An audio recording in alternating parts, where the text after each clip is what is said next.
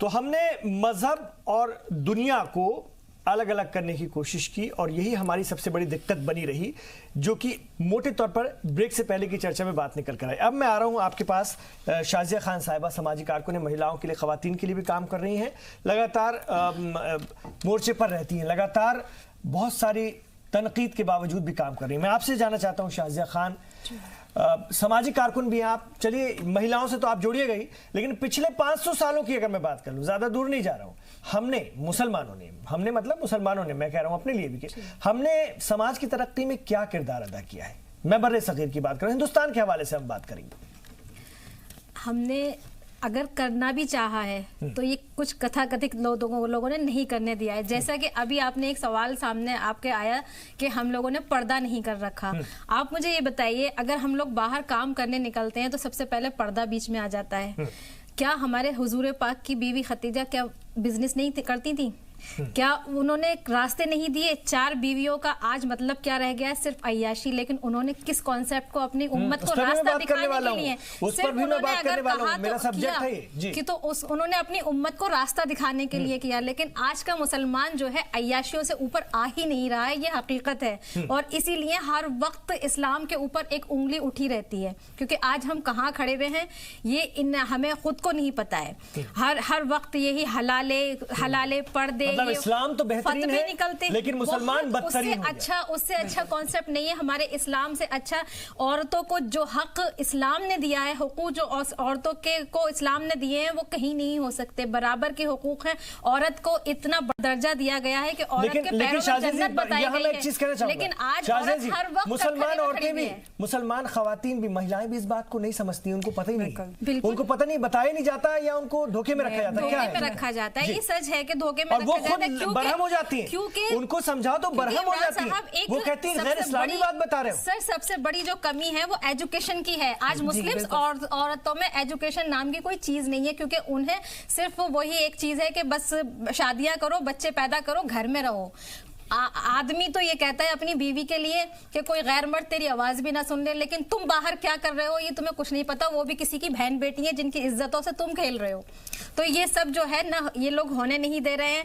इतने हलाले होते हैं, उन पे कोई वो नहीं होता कि हाँ उनके ऊपर क्या एक्शन लिया गया। जो मस्जिदों में बैठ के हलाले करवा रहे हैं, जो कि कुरान में हलाले का जिक्र ही नहीं है, तो कहाँ से ये आलिम बन जाते हैं? तो ये सब चीजें हमें आगे बढ़ने नहीं दे रही हैं। ये सच्चाई है कि चलिए आपके सवाल को मैं मुफ्ती साहब के पास ले जा रहा हूं। हलाला की हैसियत क्या है मुफ्ती साहब? आप तो आलिम दीन हैं, हमारे नाज़रीन को बता दीजिए। देखिए इमरान भाई, हमारी बहन जो बात कह रही हैं, मैं कुछ बातों से मुत्तफिक हूँ और कुछ बातें जो ऐसी हैं जो कि बहन हमारा गौर कर ले तो उन्हें खुद समझ में आ जाएगा। हम नहीं कहना चाहते, हम सिर्फ 2 बातों की तरफ आपका ध्यान और आपके व्यूअर का ध्यान ले जाना चाहते हैं कि हलाले की शरई हैसियत, जो आज के रिवाज जिसको हलाला कहते हैं, शरन वो रेप है, गुनाह है और गुनाह कबीरा है। बहुत बड़ी बात, आप इंटरनेशनल प्लेटफॉर्म पर ये बात कर रहे हैं। ये हिंदुस्तान ही नहीं, 50 से ज्यादा मुल्क देख रहे हैं और वहां के बड़े सगीर के मुसलमान सुन रहे हैं। जी, बहुत जिम्मेदारी के साथ कर रहा हूँ। जो आम रिवाज जिसको हलाला और लिमिटेशन देकर के वक्त की पाबंदी के साथ में जो हलाले कद किए जाते आज के वक्त में, बिल्कुल हराम हराम हराम है। शरअ में इस बात की कोई इजाजत नहीं है। और हम एक्शन क्यों नहीं लिया जा रहा? सुन लीजिए, शरई तरीका यह है कि हम उसे मना करते हैं और उलमा और मसाजिद से भी इस बात के लिए मना किया जाता है। लेकिन वो चंद एक लोग जिन लोगों ने इस तरीके से इस्लाम को या मुसलमानों को बदनाम करने की कोशिश की है, उससे इस्लाम या मुसलमान बदनाम नहीं होगा। उन्हें समझना चाहिए कि ये वो लोग हैं जिन लोगों ने गुनाह को इर्तिकाब किया और गुनाह को आम करने की कोशिश की। हमारी बहन की भी रिस्पॉन्सिबिलिटी और मेरी भी रिस्पॉन्सिबिलिटी ऐसे लोगों का बाइकाट करें। एक बात। दूसरी बात जिसकी तरफ मैं आपके व्यूअर का ध्यान ले जाना चाहता हूँ वो ये है कि हमारी बहन बरहम हो जाती है, नाराज हो जाती है अगर हम कुछ कह देते हैं। तो बहन, हम नहीं कहना चाहते आपसे, कुरान को पढ़ लीजिए, हदीस को पढ़ लीजिए, और आप बिजनेस भी कीजिए, आप तिजारत भी कीजिए, आप फलाही काम भी कीजिए, समाजी काम भी कीजिए। रसूलुल्लाह सल्लल्लाहु अलैहि वसल्लम की अहलिया जितनी हैं उन सब ने ये काम अच्छे काम किए, लेकिन उनके जराए क्या थे? कुरान और हदीस की रोशनी में रह करके उन्होंने ये सारे काम किए हैं। तो बहन, अगर आप कुछ अच्छा काम करती हैं, बिजनेस करती हैं, तो हम इसमें किसी को इतराज नहीं होना चाहिए। लेकिन शरई हुदूद जो अल्लाह उसके रसूल ने आपके लिए बनाया है, वो मौलाना ने नहीं बनाया है या किसी मुफ्ती ने नहीं बनाया, बल्कि अल्लाह रसूल ने बना के दिया है। आप कुरान लेकिन उसका गलत डिस्क्रिप्शन, उसका गलत जो डिस्क्रिप्शन किया है वो तो मौलाना ने किया है। इसको कहने में तो कोई हर्ज नहीं होनी चाहिए। मैं कुरान, हदीस, रसूलुल्लाह की सीरत और इस्लाम के जो मेन बुनियाद उस पर तो सवाल ही नहीं कर रहा है, वो हमारी हैसियत सामाजिक बात हम समाज की कर रहे हैं कि कैसे समाज को बिगाड़ा गया और बार बार इनका आवरण पहना करके समाज को गुमराह किया गया। सर आप तो इससे तो इत्तेफाक रखेंगे? तो नहीं, आप समझिए, अगर कोई शख्स गुमराह कर रहा है, हमारी बहन अगर पढ़ी लिखी होगी या मैं पढ़ा लिखा रहूंगा, कुरान और हदीस को समझ रहा हूंगा, जिसकी रिस्पॉन्सिबिलिटी अल्लाह ने फर्ज करार दिया हम पर, अगर हम वो काम नहीं कर रहे हैं तो गुनाहगार तो हम ही हैं सबसे पहले अल्लाह की बारगाह में, कि हमने इल्म हासिल नहीं किया, तालीम से दूर रहे, रसूलुल्लाह के फरमान से दूर रहे, कुरान और हदीस से दूर रहे, तो इस जिम्मेदारी वो जिसने बकाया उसकी गलतियां तो है ही है, लेकिन उससे बड़ी गलती हमारी है कि हमने इल्म दीन हासिल नहीं किया जिसको फर्ज करार दिया गया। तो हमें चाहिए कि हम तालीम से अगर बहरावर होंगे, हमारे पास इल्म होगा, हमारे सीने आंखें खुली होंगी, तो हमें कोई बेवकूफ नहीं बना सकता। तो खामियां कहीं ना कहीं हमारी है और हमारे बहनों की है, बहन भाइयों की है, और उन लोगों की सबसे ज्यादा है जो गुमराह कर रहे हैं। ऐसे लोगों का बाइकाट होना चाहिए और हमारी बहनों से, हम अपने भाइयों से, अपने समाज के लोगों से कहेंगे कि आप तालीम दीन से वाबिस्ता हो जाएं, दीनी तालीम भी हासिल करें, दुनिया जरूर हासिल करें, लेकिन दीन को छोड़ करके नहीं। शाहज़ा जी, क्या दीनी तालीम हासिल करने से चीजें सुलझ जाएंगी, आसान हो जाएंगी? आपको ऐसा लगता है? मतलब खवातीन की भी मैं बात कर रहा हूँ। दीनी तालीम तो मैंने भी हासिल की हुई है और माशाल्लाह अल्लाह का लाख लाख शुक्र है, मैं तर्जुमे के मैंने कुरान पढ़ा है, लेकिन फिर भी मेरे साथ हलाले जैसी गंद हुई थी। तो क्यों हुई थी? क्योंकि फतवे निकालते वक्त क्यों और लड़की को नहीं बुला के बिठाया जाता है? जब फतवे निकाले जाते हैं, और आज भी दारुल उलूम के फतवे हर चौथे दिन आते हैं, तो सिर्फ औरतों के ही लिए आते हैं, क्या आदमियों के लिए कोई फतवा आज तक आया है? या आपको सिर्फ महिलाएं क्यों दिखती हैं? देखिए, आपके यकीनन आपके साथ जुल्म या ज्यादती हुई है तो यकीनन आप नाराज होंगी, आपके दिमाग में बहुत सारे मसाइल के समान होंगे। मैं अपने लिए नहीं, बहुत सारी महिलाएं मेरे पास आती हैं जो इतनी बुरी तरह बिलखती हैं कि उनका दर्द मुझे अपने दर्द से ज्यादा लगता है। ये फतवा क्या है, आप इसे समझें। कुरान और हदीस का ओपिनियन ये फतवा है, और कुरान और हदीस की वो सारी बातें जो आप खुद सीख सकती हैं। आलिमा आप हैं, अगर आप आलिमा रहेंगी तो हमें आपको मुफ्ती साहब के पास जाने की एडिशनल जरूरत नहीं है। आप उन चीजों को अपने लोगों के दरमियान में, आलिमा हमारी बहनें बहुत सारी आलिमा हैं जो फाजिला हैं, जिनके पास इल्म दीन है, आप उनसे रुजू करें। अगर आपके साथ कोई जबरदस्ती करने की कोशिश करता है तो आप उस मसाइल के हल के लिए अपनी आलिमा बहन के पास जाएं, वो भी आपको गाइड कर सकती है। क्या जरूरत है आपको इमाम साहब के पास ही जाना है? वो कि जाहिल इमाम जो कि जिसको पता नहीं है उसके पास आप जाकर के बहक जा रही है, गुनाह की तरफ चली जा रही है, या हमारी बहनें और चली जा रही है, उन्हें आप रोके। आप आलिमा बहन के पास भेजें और उसे कहें कि कुरान सीखो, देखो ये कुरान कहता है, ये देखो रसूल की हदीस कहती है, तो ये देखो फिक़ह की किताबें कहती है। तो अगर ये सारी चीजें तालीम दीन रहेगी तो ये सारे भटकन और इधर उधर के गुमराहकुन बातें बिल्कुल नहीं हो पाएंगी। ये खामियां हैं तालीम दीन से दूरी का, और तालीम दीन हमारे लाजिम है और इसे समझना होगा। अगर हम मुसलमान हैं, तालीम दीन जरूरी है और दुनिया जरूर सीखे, तिजारत जरूर करें, बिजनेस जरूर करें। देखिए, हम लोग बिजनेस करते हैं, तिजारत करते हैं और उलमा के साथ जुड़े होने की बुनियाद पर मदारिस चलाते हैं। हम दूसरों को इल्म दीन के साथ साथ दुनिया की तालीम से भी जोड़ते हैं। हमारा मदरसा है इमरान भाई, मैं आपको बताऊं कि हम यूपीएससी एमपीएससी की तैयारी करवाते हैं मदरसे के अंदर में डिप्लोमा करवाते हैं, बच्चों को सिखाते हैं दीन भी दुनिया भी, ताकि पढ़ने के बाद उसे दुनिया की भी समझ हो, दीन की भी समझ हो। अगर इस तरीके का रुझान आम किया जाएगा तो यकीनन मैं समझता हूं समाजी बुराइयां खत्म हो जाएंगी। और समाजी बुराइयां को खत्म करने के लिए सिर्फ मौलाना या इमाम साहब ही जिम्मेदार नहीं होंगे, इनके लिए हर एक शख्स को अपनी रिस्पॉन्सिबिलिटी निभानी होगी, ताकि मुल्क से और अपने समाज से गुनाह को और बुराइयों को खत्म किया जा सके।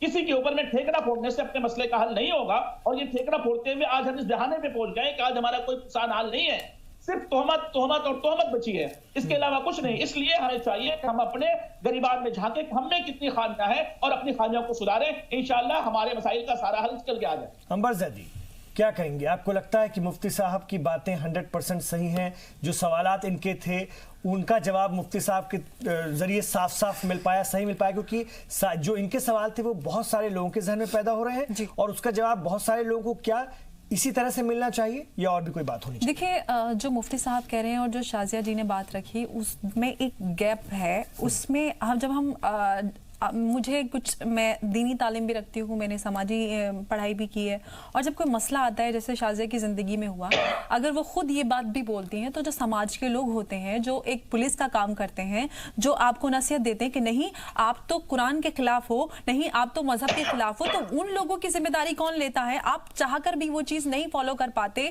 वो नहीं अप्लाई कर पाते अपनी ज़िंदगी में, जो समाज के लोगों के दिमाग में डाल दी गई है मौलानाओं के द्वारा, या वो लोग जो इस्लाम का राजनीतिकरण करके उसको एक अपनी दुकान बना ली है। उन लोगों के द्वारा जो लोगों समाज में गलत चीजें फैलाई गई हैं इस्लाम के नाम पे, उसकी जिम्मेदारी कौन लेता है? उन लोगों को कौन एजुकेट करेगा? और वो लोग समाज में इस तरीके का इस्लाम का एक ऐसा रूप प्रेजेंट करते हैं लोगों के सामने, तो एक अलग ही वो जाता है। आप कुछ भी प्रोग्रेसिव करने की कोशिश कीजिए, वो लोग आपको कुरान के और मजहब के खिलाफ कर देते हैं, हर चीज को हराम और हलाल का चोला पहना देते हैं। तो आपके ऊपर इतना भार आपको डाल दिया जाता है, आप कुछ भी करने की कोशिश करें, आपको हर चीज में इस्लाम के खिलाफ बोल देते हैं। आप मुझे ही देखिए, मुझे हर रोज 100 सर्टिफिकेट मिलते हैं इस्लाम के खिलाफ जाने के, जबकि मुझे लगता है मुझसे ज्यादा इस्लाम कोई फॉलो नहीं करता, क्योंकि मैं एक सच्ची मुसलमान हूं, मैं नमाज भी पढ़ती हूं, मैं खुम्स ज़कात भी देती हूं। मैं हुजूर सल्लल्लाहु अलैहि वसल्लम ने जो कहा कि आप अपनी समाज के लिए कीजिए, मैं अपने जो समाज के अपने तबके के लोग हैं जो कुछ नीचे हैं, मैं उनके लिए काम करती हूँ। तो मुझे नहीं लगता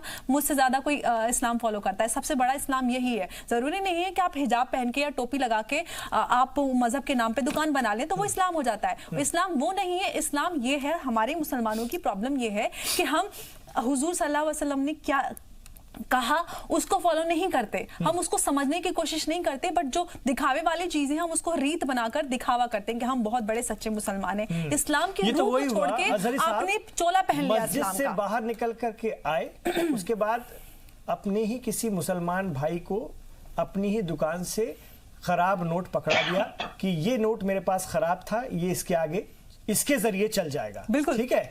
और अपने उससे फुर्सत हो गई कि चलो मेरा नोट तो निकल गया। आप मस्जिद से आए, उसके बाद उस व्यक्ति को वो 100 का नोट ही था जो कि उसके पास था, जिसको आपने दिया था। अब मान लीजिए वो 100 का नोट है और रात में वो कहीं फंस गया है और टैक्सी वालों ने वो नोट लेने से मना कर दिया कि नहीं, हम साहब तो नहीं लेंगे।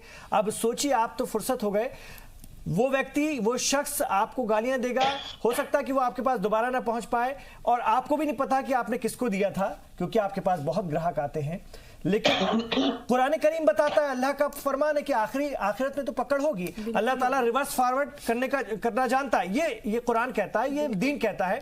तो ये चीज हम इसको क्यों नहीं जोड़ पाते? नमाज तक तो ठीक है, नमाज की माफी नहीं, मैं मान रहा हूं नमाज की माफी नहीं है, आप बीमार हो, किसी भी हालत में नमाज आपको पढ़ना है, लेकिन नमाज ज्यादती मामला भी है। अल्लाह ताला की रुजू में अगर शायद हम उसके लिए मगफिरत करें तो माफ भी हो जाए, लेकिन इस गलती की माफी होगी कि बिल्कुल नहीं, इसको लेकर हम क्यों नहीं सोचते?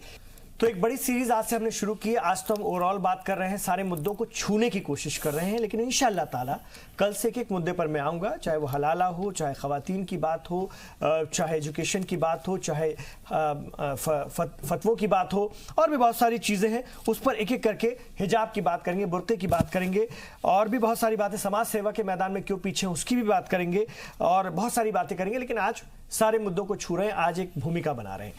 अजहरी साहब, ब्रेक से पहले मैंने जो बात रखी थी, मुफ्ती साहब ने भी जो बात कही आपने सुना, अंबर जी ने भी, और इन्होंने भी जो बात की शाजिया जी ने, आपने सुना। देखिए, इसमें 2-3 चीज़ें बहुत टकरा रही हैं। इसमें मुझे लगता है कि हर आदमी अपने अपने पॉइंट ऑफ व्यू से कुछ सही दिशा को छूने की कोशिश कर रहा है, उसमें मैं भी हूँ, इंक्लूडिंग मी। तो मुझे ऐसा लगता है कि एक वर्ड आता है इन्फोर्समेंट, जब्र, जो इस्लाम का सबसे बुनियादी उसूल ये है कि इस्लाम में जब्र नहीं है। उसके 2 माने, एक तो ये कि आप जबरदस्ती किसी को मुसलमान नहीं बना सकते, या इस्लाम के जो भी उसूल है आप जबरन किसी को दाखिल कर लो। दूसरा ये कि जो इस्लाम मैं फॉलो करता हूँ वही इस्लाम जो फॉलो करेगा वही मुसलमान होगा, ये भी जब्र है। तो जैसे मेरी जो प्रैक्टिस है, मेरे जो थॉट हैं, मेरे जो आइडियाज हैं वही दुरुस्त हैं, ये भी दुरुस्त नहीं है। क्यों? क्योंकि अल्लाह तबारक तआला कुरान में फरमाता है कि फौका कुल्ली ज़ी इल्मिन अलीम, कि हर जानने वाले के ऊपर एक और जानने वाला है।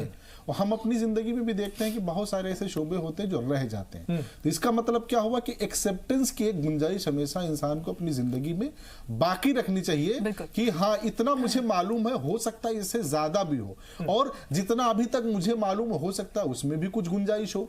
जिस दिन ये चीजें आ जाएंगी, मुझे लगता है कि बहुत सारी खामियां अपने आप दूर हो जाएंगी। वो तो ठीक कह रहे हैं आप, लेकिन राजनीतिक रूप से जो मोल्ड करते हैं मजहब को, उनका क्या करेंगे? मैं उसके लिए एक और चीज कह दे रहा हूं, मैं नाम नहीं लूंगा। हिंदुस्तान के 2 बड़े मदरसे एक सी बात किया करते थे, ठीक है, एक सी बात किया करते थे, और दूसरे मुसलमानों के दूसरे फिरकों को वो नजरअंदाज किया करते थे या उनके खिलाफ सीधे बोला करते थे। वो उनकी फंडिंग एक की कतर से होती थी और एक की सऊदी से। जब सऊदी और कतर अलग अलग हो गए तो यहां पर इन दोनों के विचार भी अलग अलग हो गए। आप सोचिए, फंडिंग चेंज तो यहाँ विचार बदले, तो जिनके खिलाफ वो बातें करते थे उनमें से एक मदरसा तो उन्हीं के साथ चला गया। राजनीतिकरण और कैसे इसको कैसे हल किया जाए, ये भी तो एक बड़ी प्रॉब्लम है। मैं इमरान साहब थोड़ा सा टाइम दीजिए, मैं मेरी अपनी ख्वाहिश है कि थोड़ा सा हम डीपली उस पर बात करें, क्योंकि हम हल की तरफ जा रहे हैं। तो ये चेंजेस अभी आ रहे हैं। अंबर साहिबा और शाजिया जी, आप चेंजेस अपने आप में महसूस कर रही हैं कि आज चाहे वो हलाला को लेकर के हो, चाहे वीमेन एम्पावरमेंट की बात हो, औरतों की हिस्सेदारी की बात हो, कहीं ना कहीं बहुत सारे चेंजेस आ रहे हैं। दो बातें जो बहुत ज्यादा उभर कर सामने, रिस्पॉन्सिबिलिटी की, किसकी जिम्मेदारी कौन लेगा। तो यहाँ पर मंजूर ज़ियाई साहब भी बिल्कुल अपनी जगह पर सही हैं और अंबर ज़ैदी साहब भी सही हैं। दो जिम्मेदारियां हैं। एक तो ये है कि इंडिविजुअल, जहां पे अल्लाह के रसूल सल्लल्लाहु अलैहि वसल्लम हदीस शरीफ में इरशाद फरमाते हैं, कुल्लुकुम राइन व कुल्लुकुम मसऊलुन अन रइयतिही, तुम में का हर शख्स जिम्मेदार है, उससे उसकी जिम्मेदारी के बारे में सवाल किया जाएगा। एक तो जो इंडिविजुअल जिम्मेदारी हुई, मैं जाती तौर पर शाजिया जी, एक ऐसे ही एक विक्टिम से मैं मिला जो हलाला का मामला था। दो लोग थे, मतलब 2 बार उसी औरत के साथ हो, तिबारा फिर वो तैयार हो गई थी। मैंने उनके वालिदैन से, उनके भाई से हमने कहा, तुम्हें शर्म नहीं आती कि मतलब खुद अपनी बेटी को किस जहन्नम की आग में तुम लोग झोंक रहे हो, और क्यों राजी हो जाते हो तुम? कोई आप एक बार कहते हो कि ये मौलवी ऐसा करा रहा है, मौलवी करा रहा है, तुम राजी क्यों हो रही हो? उसने फोर्स किया, जाओ FIR कराओ उसके ऊपर, ठीक है। तो कहीं ना कहीं एक अवेयरनेस और नॉलेज कहीं ना कहीं आनी होगी हमारे अंदर भी। अब रही बात उलमा की, ये सही है, जैसा कि मैंने बहुत शुरू में कहा था कि कल्चर और रिलीजन जब दोनों टकराने लगे तो रिलीजन जो है, वो जो कल्चर हुआ, उसी की वजह से बहुत सारे झगड़े शुरू हो गए। उसकी दूसरी वजह क्या हो गई कि तारीख ने जो है बहुत सारे उलटफेर हमारी जिंदगियों में और हमारे उसूलों में पैदा किए हैं। कि जब से हमने मुसलमानों की तारीख को इस्लाम का हिस्सा समझ रहे हैं कि मुसलमान क्या करता है, मुसलमान क्या कहता है, आज अपने हालात में हम सिर्फ आज की बात कर लें, आज मैं क्या कहता हूं, मैं क्या बोलता हूं, मैं क्या सोचता हूं, मेरे अपने इर्द गिर्द क्या है, ये मेरी तारीख है, मेरी जाती जिंदगी है, मेरे जाती तजर्बे हैं, मेरे जाती अमल हैं, ये इस्लाम का हिस्सा नहीं है। अगर कोई मुझे देखकर ये कहे कि जो मैं कह रहा हूं वही इस्लाम है, यहीं से दिक्कत शुरू हो जाती है, ठीक है। ये बड़ी प्रॉब्लम हो गई है। अब क्या हो रहा है सिस्टम, मैं मौलवी की उलमा की जो बात कर रहा हूं, आज के जमाने में बहुत जरूरी हो गया है रिक्रूटमेंट का जो सिस्टम है। आप किसी भी शोबे आमा में आप देख लीजिए, ऐसे लोगों की तकर्रुरी जो इनके पास इल्म नहीं है, वो या रिश्तेदारी की वजह से आ रहे हैं, अच्छी जबान की वजह से आ रहे हैं, कम तनख्वाह की वजह से आ रहे हैं। मस्जिदों में जो इमामों की जो तकर्रुरी होती है, रिक्रूटमेंट होता है, वो सबसे करप्ट सिस्टम है। लेट मी रिपीट, सबसे करप्ट सिस्टम है उलमा की तकर्रुरी का, खासतौर से मस्जिद से। और मस्जिद और इमाम इस्लाम के बुनियादी 2 ऐसी जगह और लोग हैं जो इस्लाम को रिप्रेजेंट करते हैं जी। और सबसे करप्ट सिस्टम यहीं पे रिक्रूटमेंट का है। इसको दुरुस्त कराने के लिए सिर्फ उलमा की जिम्मेदारी नहीं है, आवाम की भी जिम्मेदारी है। क्यों? क्योंकि इस वक्त मस्जिद की कमेटियों में जो रिक्रूटमेंट कर रहे हैं वो बिल्कुल खालिस या तो पॉलिटिशियन है या ताजिर है, तिजारत करने वाले हैं। वो सिर्फ और सिर्फ जो है वो किस पे रखते हैं? तनख्वाह पे रखते हैं। यानी कि इमाम नहीं रखते हैं, नौकर रखते हैं। इमाम नहीं रखते जैसे कि जॉब करता है, ठीक है। अब यहां पर हालांकि एक डबल रिस्पॉन्सिबिलिटी हमेशा उलमा की होती है, इससे हम इनकार नहीं कर सकते। क्यों होती है? एक तो होता है पर्सन का कि हम एक आम आदमी हैं, हम रिस्पॉन्सिबिलिटी लेते हैं, लेकिन जो एडिशनल रिस्पेक्ट उसे दी जाती है वो उसके इल्म की बुनियाद पर दी जाती है। इसने दीन का इल्म सीखा, इसने कुरान सीखा, इसने हदीस सीखी है, और कुरान और हदीस सीखने के बाद इसने उस इल्म को माशरे के इस्लाह में लगाने की जिम्मेदारी उठाई है, इसलिए एडिशनल रिस्पेक्ट उसको दी जाती है। एडिशनल रिस्पेक्ट की जिम्मेदारी है, उसका तकाजा यह है कि वो एडिशनल जॉब करे, वो एडिशनल सोचे, वो एडिशनल वर्क करे। और एडिशनल वर्क वही होता है कि जहां पर वो बैठे वहां पर अपने क्या कहते हैं सराउंडिंग को, अपने मोहल्ले को, अपने इर्द गिर्द में इस्लाह करे। तो मसला क्या हुआ कि रिक्रूटमेंट का सिस्टम जब करप्ट हो गया, कम इल्म आने लगे। हर से शोबे में आप देख रहे हैं कि जहां पर इल्म कम होगा बहस ज्यादा होगी, इल्म कम होगा तो मुबाहिसे, मुनाजरे, तनाजा ज्यादा होगा। क्यों? क्योंकि उन्हें इल्म, और ये मुसलमानों के साथ तो हिंदुस्तान में बहुत ज्यादा बहुत ज्यादा, दूसरे समाजों में शायद ये कम है। बहुत और भी अल्पसंख्यक समाज है हिंदुस्तान के अंदर में, लेकिन उनकी बहुत सारी बातें आपको ऐसी नहीं सुनने के लिए मिलती जैसे कि मुसलमानों की। ठीक है, बड़ा अल्पसंख्यक हम जहां रहते हैं उसका मुझे एक वजह यह भी है कि चूंकि हम जहां रहते हैं जो हम पर बीतती है, इस वजह से हम उसके बारे में ज्यादा बात कर रहे होते हैं। जिस जहां पर हम नहीं रहते हैं, जिसे हम नहीं बरत पाते हैं, उसके बारे में हमें मालूम नहीं होता है। कहीं ना कहीं देखिए, इंसानी फितरी जो बुराइयां हैं वो हर समाज में है, हर कम्युनिटी में और हर जगह है। हम आइडेंटिफाई चूंकि अपना कर पाते हैं क्योंकि हम पर बीत रही होती है और हम उसके जिम्मेदार होते हैं, इसलिए हम उसको आइडेंटिफाई करते हैं। तो यहां से वो चीजें शुरू होती हैं और हर मसले का हल यहीं से निकलना भी आता है और यहीं पर हर मसले का मेरे साथ हल भी है। मुफ्ती साहब, मेरे साथ इस वक्त मारूफ आलम साहब भी जुड़े थे फेसबुक पर थोड़ी देर पहले, जब हम जी सलाम के पेज के जरिए लोग जुड़ रहे हैं। उन्होंने, चूंकि इन्हें शाजिया जी ने भी जो बात रखी, अपनी आप बीती भी बताई, तो वो बहुत उसको लेकर के फिक्रमंद भी दिखे और अफसोस ज़दा भी हैं और कह रहे हैं कि मुफ्ती साहब बता दीजिए हलाला क्या है, कम लफ्जों में बता दीजिए क्योंकि वक्त मेरे पास कम है। ये है मारूफ आलम है, हमारे साथ जुड़े हैं फेसबुक पर।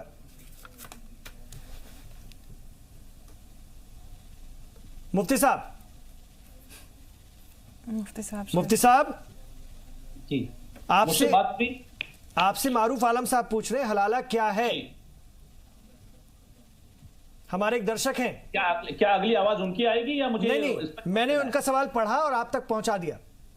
जी देखिए, हलाला शब्द हलाला, हलाल किसी भी शय को ऐसे सूरत में देखना कि यहाँ पर शादी या ब्याह या फिर निकाह या किसी और को किसी और की साथ जोड़ देना, ये हलाला नहीं है जिस नौयत के साथ हिंदुस्तान में राइज है। हलाला की सूरत हाल क्या है? एक शख्स अगर किसी को किसी नौयत के साथ तलाक दे देता है और वो मियां बीवी अलग हो जाते हैं शरई उसूल के साथ, और अगर वो औरत दोबारा कहीं निकाह कर लेती है, उसके बाद वो उसके शौहर का इंतकाल हो जाए या किसी वजह से वहां भी उसे तलाक हो जाती है, फिर अगर वो चाहे तो अपने पहले शौहर की तरफ रुजू कर सकती है। असल में हलाला ये है, ना के फोर्स के साथ, ना के टाइम एस्टिमेट करके, ना ही इस सूरत में टाइम बॉन्ड बना करके कि हम 3 दिन के लिए, 2 दिन के लिए, 1 दिन के लिए निकाह कर रहे हैं और कल होकर के तलाक दे देंगे। ऐसी सूरत में ये तो दुकानदारी है, ये दुकानदारी है, ये हराम है और गुनाह कबीरा है। और ऐसे सूरत में जो लोग अमल करते हैं उनको पनिश करना चाहिए आईपीसी की धाराओं। सुन लीजिए मारूफ आलम साहब, आपने पूछा और आपको बहुत सटीक सही जवाब मिल गया और मेरे ख्याल से इसके बाद बहस की कोई गुंजाइश नहीं रह जाती। शाजिया जी, मुझे लगता है आप भी इस बात को समझ रहे हैं। आपको भी पता है, लेकिन जो हो रहा है उसके उस पर तो हम बैठे, उसी पर चर्चा करने बैठे, और ये चर्चा करना भी हर किसी की बस की नहीं होती क्योंकि समाज दो तरफा होगा शाजिया जी। इसके लिए तो 2 तरफा कदम उठाने पड़ेंगे। जैसे कि मुफ्ती मंजूर जिया साहब ने बात कही कि गलत है, हराम है, वो लोग कह रहे हैं, ठीक है। हाँ, थोड़ा सा एक कदम बढ़ करके उनको और आगे आकर के हम लोगों को ये अवेयर करना पड़ेगा और ऐसे लोगों को आइडेंटिफाई करना पड़ेगा जो इस तरह के काम नहीं, क्या किया। नहीं, सबसे बड़ी चीज क्या है शाजिया जी, और आइडेंटिफाई हो चुके हैं, ऑनलाइन उनके लिए क्या किया, ये भी बड़ा सवाल भी मिलते हैं कि हलाला एक्सपर्ट और हम लोगों में मिलाने का काम कर रहे हैं। तो इस तरीके की और शाजिया जी, मुझे लगता है यहाँ पर हम लोग एक चीज मिस कर रहे हैं, वो ये है कि आज के टाइम मुझे ऐसा लगता है कि आप आइडेंटिफाई कर सकते हैं और आप ये बता सकते हैं कि सही है गलत है। हमारे पास कोर्ट है, जैसे कि मुस्लिम पर्सनल लॉ बोर्ड था, तो मैं तो ये मानता हूं कि वो टोटल फेल्योर है, वो आप किसी काम कर रहे नहीं, ठीक है। तो अब हमारा जो लोकल जो सिस्टम हमारा लॉ का है, जस्टिस का है, आप वहां पर जा सकते हैं। वहां पर रेप की कैटेगरी में ही आता है, इस्लाम की रूह से भी और हमारे कॉन्स्टिट्यूशन की रूह से भी, क्योंकि इस्लाम में है ही नहीं ना। तो आपको मैं एक इंसिडेंट बताऊं, अभी मेरे पास 3 मिनट है, बस एक इंसिडेंट आपको बता दूं, जिस तरीके से मस्जिद दरगाह पे औरतों को जाने के ताल्लुक से जो मसाइल थे, जब वो मामला कोर्ट पर पहुंचा तो कोर्ट ने यही पूछा कि शरीयत की रोशनी में ऐसा क्या है। जब कहा गया कि शरीयत की रोशनी में भी आप वहां जा सकते हैं तो वो बैन हटाया गया। आप हलाला के ताल्लुक से भी ये चीजें हो सकती हैं और मुझे लगता है कि आवाम को सबसे ज्यादा अवेयर रहने की जरूरत है और खास तौर से परिवार वालों को, दूसरों के गिरेबान में झांकने लगते हैं, फौरन सबरीमाला आ जाता है। नहीं, देखिए ये फिर दूसरी चीज है, तो मैं उसकी तो बात ही नहीं कर रहा हूं। उसकी आप मैं अपनी सीरीज में दूसरे समाज की समस्याओं को नहीं, हमें अपने गिरेबान में देखना चाहिए। यहाँ पर हम और जो दूसरे समाज की समस्या बनाने की कोशिश कर रहे हैं, मैं और ये भी क्लियर कर दूं, क्योंकि जो इस्लाम या रसूलुल्लाह को लेकर के या कुरान करीम को लेकर भी कुछ बात करने की कोशिश है, वो भी नहीं, क्योंकि हमारा वो मकसद ही नहीं है। हमने उसको किस ढंग से लिया है, इस पर बात करने की जरूरत है। समाज में जो बदलाव आने चाहिए, हमें उस पर बात करनी चाहिए। बिल्कुल, बदलाव की भी जरूरत नहीं, जो इस्लाम लिए हम कहता है सबको आप आगे उसको आना फॉलो पड़ेगा। कर लीजिए, फॉलो बस करके काफी है। वही बदलाव है कि उसको फॉलो चलिए, तो करना यहाँ है से एक आगाज होता है इंशाअल्लाह ताला। रोज हम बैठेंगे, मैं महिलाओं के मस्जिद जाने को लेकर के भी सवाल रखूंगा, उस पर पूरी चर्चा हम करेंगे। हलाला के हवाले से आज बहुत साफ मुफ्ती साहब ने बता दिया। मैं और उलमा हजरात को लेकर बैठूंगा, इसको और डिस्क्राइब करेंगे। कोई शक व शुबात नहीं रहना चाहिए, किसी के मन में कोई कंफ्यूजन नहीं रहना चाहिए, समाज जागरूक है। बिल्कुल सही बात कही, बिल्कुल, और एकदम टू द पॉइंट उन्होंने बता दी। मुझे लगता है कि ये जो हमारे मारूफ आलम साहब थे उनको जवाब मिल गया। बहुत शुक्रिया मुफ्ती साहब, आप जैसे लोगों की समाज को जरूरत है। मैं बहुत सारे लोगों को अपने साथ लेकर के बैठता हूं, और हमारा इस मंच से हम ऐसे लोगों को लेकर बैठेंगे जो एक चीज और भी है। हम जब बैठ रहे हैं और आप ये सब प्रोग्राम शुरू भी कर रहे हैं, तो एक गुंजाइश और बाकी रहनी चाहिए, वो ये है कि जो चीज हमें पसंद ना आए वो गलत ही है, ऐसा भी नहीं होना चाहिए। ठीक है, क्यों? वही एक गुंजाइश हमेशा रास्ते बाकी खुले रहनी रहेंगे। चाहिए जी, कि हो सकता है जो मैंने जाना है अब तक, हो सकता है उसमें भी कमी हो, तो इंप्रूवमेंट और ग्रोइंग के जो बिल्कुल यही मकसद रहेगा, यही मकसद रहेगा इंशाअल्लाह। बचे रहने चाहिए। बहुत शुक्रिया आज के इस प्रोग्राम को देखने के लिए। आपके कमेंट्स हमें मिल रहे हैं और लगातार आप जानना समझना चाहते हैं। कल भी आप अपने सवाल जरूर लिखिएगा जी सलाम के पेज पर, उन्हीं सवालों को रखा भी जाएगा। बहुत बहुत शुक्रिया आप लोगों का इस प्रोग्राम में शामिल होने के लिए। आपसे कल फिर मुलाकात होगी, तब तक के लिए आप देखते रहिए जी सलाम।